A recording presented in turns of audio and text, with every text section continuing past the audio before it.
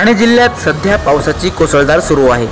त्यामुळे प्रशासनाने सुद्धा रेड अलर्ट जारी करत भ्रमणध्वनीद्वारे संदेश पाठवत येत्या 24 तासांत ठाणे जिल्ह्यात मुसळधार पाऊस होणार असून नागरिकांनी सतर्क राहावे म्हणून आवाहन केले आहे।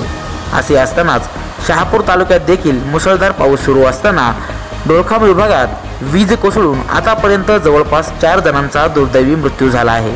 काही दिवसांपूर्वी डोळखाम विभागातीलच रानविहीर या गावातील 2 तरुणांचा विजेच्या झटक्याने दुःखद मृत्यू झाला होता।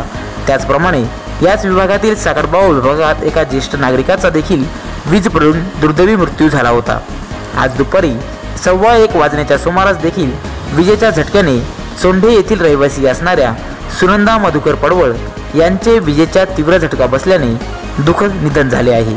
अंदाजे 65-66 वयाच्या असणाऱ्या सुनंदाबाई जेवण आटोपून भांडी धुण्यासाठी घराच्या मागील दरवाजात पायरीला लागूनच असलेल्या निवारा शेडमध्ये भांडी घासण्यासाठी म्हणून गेले असता अचानक आकाशातून वीज कोसळून त्यांच्या शरीरावर पडल्याने त्यांचा जागेवरच दुर्दैवी मृत्यू झाला आहे। त्यांचा मृतदेह तातडीने शवविच्छेदन करण्यासाठी उपजिल्हा रुग्णालय शहापूर येथे नेण्यात आला असता वैद्यकीय अधिकारी यांनी वैद्यकीय अहवालात विजेच्या तीव्र धक्क्याने निधन झाल्याचे स्पष्ट केले आहे।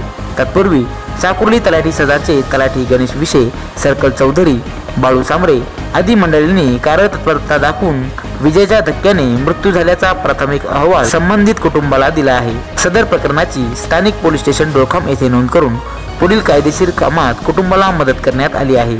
मयत सुनंदा यांच्या मागे मोठा परिवार असून सामाजिक कार्यकर्ते नामदेव हरणे यांच्या त्या ज्येष्ठ आत्या होत्या।